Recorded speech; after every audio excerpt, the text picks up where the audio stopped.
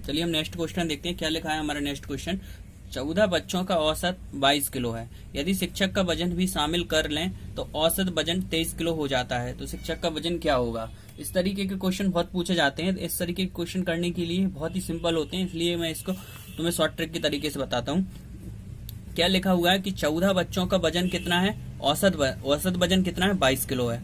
ठीक है, ये 14 बच्चे थे। अगर उसमें शिक्षक और शामिल हो गया तो अब कितने होंगे, 15, और औसत कितना, एक बढ़ गया है, कितना हो गया, 23। तो 23 लोगों का वजन कितना हो गया है, 23 किलो हो, सॉरी 15 लोगों का वजन कितना हो गया, 23 किलो हो गया, एक शिक्षक बढ़ गया। तो अगर मान लो ये जो बच्चे थे, मान लो ये बच्चे क्या थे, B1 से लेके B14 तक थे। अगर ये बच्चों का 22 किलो है, मतलब सब बच्चों का हम मान लेते हैं 22 किलो वजन होगा। अब जो टीचर आया उसके कारण इन सब का वजन कितना, 1-1 किलो बढ़ गया है, क्योंकि यहाँ तो सब बच्चों के साथ साथ एक टीचर भी है। B14 तक बच्चे हैं, एक टीचर है, मतलब उसका वजन कितना है, देखो 14 तक ये बच्चों का वजन कितना था, 22 था, और यहाँ आके बच्चों का वजन कितना, औसत वजन 23 हो गया है। मतलब सभी बच्चों का 1-1 किलो वजन बढ़ गया है। तो कितने बच्चों का 1-1 किलो वजन बढ़ा है, 14 बच्चों का, और हम टीचर का मान लेते 23 ही है। तो 23 किसका, हमने टीचर का मान लिया, और बच्चों के कारण कितना बढ़ा है, बच्चों का वजन 1-1 किलो सबका बढ़ गया है। मतलब 14 बच्चे थे तो 14 किलो और बढ़ गया होगा। तो ये टीचर का इफेक्टिव वजन हो जाएगा। ये टीचर का कितना इफेक्टिव वेट हो जाएगा, या फिर प्रभावी वजन हो जाएगा। टीचर का प्रभावी वजन कितना हो जाएगा, 37 हो जाएगा। कैसे निकाला, इसको निकालने का सबसे सिंपल तरीका यही होता है कि अभी यहाँ अपन ऊपर देखते हैं 37, मतलब आंसर क्या हो जाएगा इसका, बी इसका आंसर हो जाएगा। अब हम इसको, मतलब ये क्वेश्चन करने का तरीका ये है कि जैसे हम ऊपर देख सकते हैं 14 बच्चों का औसत वजन 22 किलो दिया है और शिक्षक का वजन शामिल कर लिया जाए तो 23 किलो है। मतलब जो हमारी नई वैल्यू है, नया औसत है, उसमें हम पुराने जो लोग हैं उनका वजन में जो चेंजेस हुआ है उतने को हम प्लस कर देंगे। मतलब पुराने 14 बच्चे थे, उनके वजन में कितना, एक किलो का चेंजेस हुआ है। पहले उनका औसत वजन 22 किलो था, बाद में कितना हो गया उनका, 23 किलो हो गया। मतलब सभी बच्चों का वजन 1-1 किलो बढ़ गया। तो ऐसे ही सभी बच्चों का, मतलब 14 बच्चों का वजन बढ़ेगा, मतलब 14 किलो वजन बढ़ गया होगा। और जो 14 किलो वजन जो बढ़ा होगा वो किसका वजन होगा, वो टीचर का प्रभावी वजन होगा। मतलब टीचर का हम देखें नए औसत के अनुसार तो 23 किलो था, और 14 किलो बच्चों का वजन बढ़ा है, वो टीचर के वजन में ही इंक्लूड होगा। तो इसलिए 37, क्योंकि जब हम औसत निकालते हैं तो वजन इक्वली डिस्ट्रीब्यूटेड हो जाता है जितने भी लोग होते हैं। ये बात समझ में आई। इस क्वेश्चन को इस तरीके से हम आसानी से कर सकते हैं। और मैं तुम्हें एक औसत का एक अच्छा वीडियो भी प्रोवाइड कर दूंगा ताकि तुम औसत कॉन्सेप्ट को और अच्छे से समझ सकते हो। ठीक है, इसके बाद नेक्स्ट क्वेश्चन देखते हैं। देखो ये नेक्स्ट क्वेश्चन है, क्या लिखा है, 8, 24, 36 और 54 का लघुत्तम समवर्त क्या होगा। ये तो बहुत सिंपल क्वेश्चन है, इसको सिंपल तरीके से भी कर सकते हैं, लेकिन मैं इसको शॉर्ट ट्रिक बताना चाहूंगा कि इसमें क्या कर सकते हैं। देखो 24, 36 और 54 और 8, यहाँ देखो 8 और 24 8 का डिविजिबल है, और 36 और 54 किसके, 9 के डिविजिबल है। अब हमें यहाँ पे देखना है इन चारों में से कौन सी संख्या जो 8 और 9 दोनों की डिविजिबल है, क्योंकि एलसीएम वही होगा जो दोनों का डिविजिबल होगा। ठीक है, कॉमन डिविजिबल होगा। तो हम देखते हैं 54 सिर्फ 9 का डिविजिबल है, 8 का डिविजिबल नहीं है। अगर 8 का डिविजिबल होने के लिए क्या होती है शर्त, लास्ट के 3 डिजिट 8 से डिवाइड होने चाहिए। तो हम यहाँ पे देखें इसको, तो ये भी हमारा 8 से डिविजिबल नहीं होगा। क्यों नहीं होगा, क्योंकि 108 में 8 का डिवाइड करेंगे, 8 1 जा 8, 2 बचेगा 28 8 से डिवाइड नहीं होता। मतलब ये दोनों हमारे आंसर तो नहीं हो सकते हैं। फिर हम यहाँ पे जाएं 216, तो ये हमें 8 से डिविजिबल लग रहा है। क्यों लग रहा है, क्योंकि देखो अगर 16 मतलब 2 टाइम्स जाएगा तो 5 बचेगा, 56 मतलब 7 2 56, तो ये तो 2 से डिविजिबल है। मतलब आंसर इन दोनों में से हमारा एक है। हम इसको और देख लेते हैं, अगर ये 8 से डिवाइड है, क्या ये 8 से डिवाइड हमारा देखो 432 मतलब 8 छिंग बया, सॉरी क्या हो जाएगा हमारा, 8 से डिवाइड करें तो 8 पंजे 40 बचे 32, चलो ये भी डिवाइड है। मतलब आंसर हमारा इन दोनों में से एक है। ठीक है, तो इन दोनों में से मोस्ट प्रोबेबली हमारा आंसर 216 होगा। ठीक है, अगर लास्ट में चांस नहीं मिले तो 216 लगा सकते हैं, लेकिन हम इसको प्रॉपर मेथड से कर लेते हैं। ठीक है, 2, 8, 24, 36 और 54। अब देखो यहाँ पे हमें डायरेक्ट दिख रहा है कि सबसे छोटी डिजिट क्या है, 8 है, तो हम डायरेक्ट 8 से ही डिवाइड दे देंगे। ऐसा नहीं करेंगे कि 2 से डिवाइड करके देख रहे हैं, हम 8 से डिवाइड देके देखते हैं। अच्छा पहले 2 से देख लो, 2 से डिवाइड दिया, यहाँ क्या हो जाएगा, यहाँ 4 हो जाएगा, यहाँ पे 3 हो जाएगा, यहाँ पे हम 2 से करेंगे तो यहाँ पे 18, यहाँ पे 2 से करेंगे 54 को, तो ये हो जाएगा 27। फिर नेक्स्ट टाइम हम करते हैं किससे, फिर 2 से करते हैं, तो यहाँ पे क्या हो जाएगा 2, 3, यहाँ पे 9, यहाँ 27। एक बार और 2 से चला जाएगा, तो यहाँ पे 2, यहाँ पे 3, 9 और 27। अब देखो जो हमारा 27 है ये तीनों किससे, 3 से डिवाइड है, ठीक है, तो इनको 3 से ही डिवाइड कर दो, तो यहाँ हो जाएगा। चलो यहाँ देखो जरा, 2 इंटू 24 को ये मैंने 12 है, ये 12 हो जाएगा, और ये यहाँ पे इसको 2 से डिवाइड करेंगे तो 6 हो जाएगा, और फिर ये 3 आ जाएगा, ठीक है। अब ये हो जाएगा कितना, 3, 9, एक बार और 3 से करते हैं तो 1, 1, 1 और 3, तो ये कितना आ जाएगा, ये 3 से ये 1, 1 आ जाएंगे सब जगह।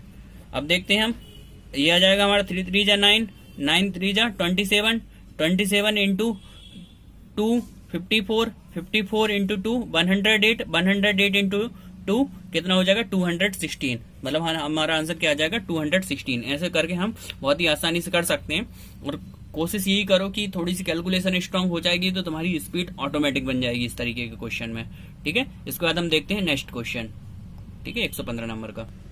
देखो ये वाला हम क्वेश्चन देख रहे हैं, क्या लिखा हो यहाँ पे, दो संख्याओं का SCF 11 है और उनका LCM है 7700 है। यदि एक संख्या 308 है तो दूसरी संख्या क्या होगी। इसके लिए देखो एक बहुत ही सिंपल फॉर्मूला होता है, N1 into N2 equal to LCM into SCF, ठीक है। मतलब संख्याओं का गुणनफल इक्वल टू लघुत्तम समावर्त इंटू महत्तम समावर्त। क्या होता है, संख्याओं का गुणनफल, संख्याओं का गुणनफल equal to LCM into SCF, ये इसका फॉर्मूला होता है।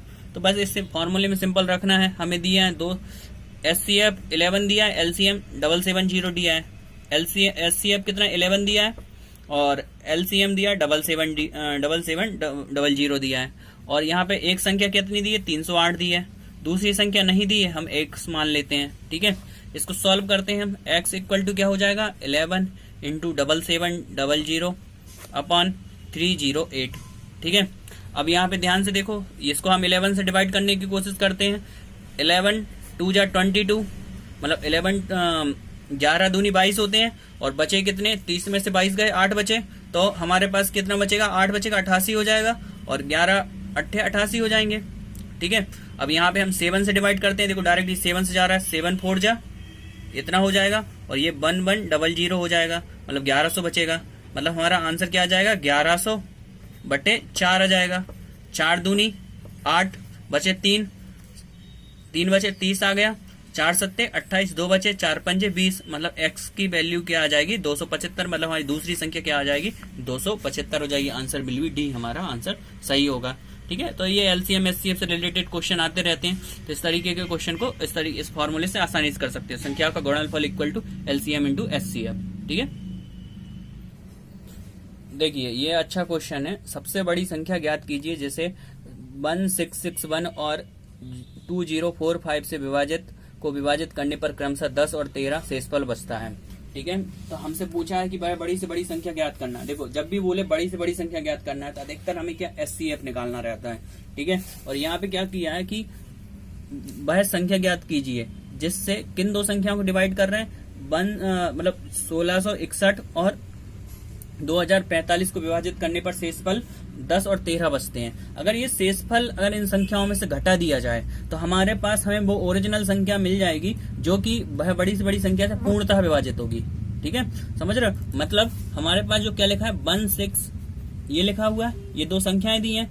पहली संख्या में से कितना क्रमशः बोल रहा है, क्रमशः पहली संख्या में से 10 घटाना है और दूसरी संख्या में से 13 घटाना है। अगर इसमें से 10 घटा देंगे तो ये क्या बचेगा 1651 बचेगा, इसमें से 13 घटा देंगे तो ये क्या बचेगा हमारे पास 32 है ना, 20 32 बचेगा। मतलब ये दो संख्याएं हैं, ये संख्या किसी एक संख्या से पूर्णतः विभाजित है, ठीक है। वह बड़ी से बड़ी संख्या से विभाजित है, ठीक है। छोटी छोटी संख्या से पूछता था हम LCM निकालते, लेकिन क्या कह रहे हैं बड़ी से बड़ी संख्या से विभाजित है। तो मतलब इन दोनों का जो बड़ी से बड़ी संख्या है वो क्या होगा, इन दोनों का SCF होगा। अब SCF निकालने के तरीके आपको पता है, दो तरीके हैं। अब मैं आपको एक शॉर्टकट तरीका बताता हूँ SCF निकालने का।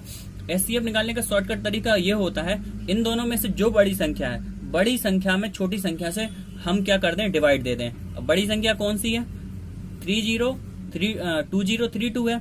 इसमें छोटी संख्या क्या 1651 से हम इसमें डिवाइड दे रहे हैं। अगर डिवाइड देते हैं तो कितनी बार जाएगा ये 1651, दूनी तो ज्यादा हो जाएगा, 1 टाइम चला जाएगा। ये 1651 माइनस करेंगे, 2 में से 1 गया, 1 बचा। यहाँ 13 में से 8 गया, क्योंकि यहाँ से ये एक 0 यहाँ से उधार लेगा, तो 13 में से 8 गया, 13 में से 5 गया तो 8 बचा। यहाँ पे कितना बचेगा 9 में से 6 गया 3, यहाँ पे 1 बचा होगा, 1 माइनस 1 0 हो जाएगा। 381 आ गया। अब देखो 381 आया, ये हमारा आंसर नहीं है। 381 देखो, जो 381 आया, जो नया हमारा शेषफल आया, जो हमारा जो ये था 1651, अब 381 का 1651 में हम डिवाइड देंगे। ठीक है, अब इसमें डिवाइड देंगे तो अब देखो ये 1651 है, ये 381 है। अगर हम देखें ये हमारा लगभग 400 के करीब है। 400 इंटू 400 कितना हो जाता है 1600 हो जाता है, मतलब 4 बार इसका डिवाइड जाएगा। तो हम देखते हैं 381 इंटू 4, ठीक है, 4 बन जा 4, मतलब 4 टाइम जाएगा लगभग, 4 बन जा 4, 4 8 जा कितना हो जाएगा 32, 3 बचा, 4 3 जा 12, 12 प्लस 3 15, ठीक है।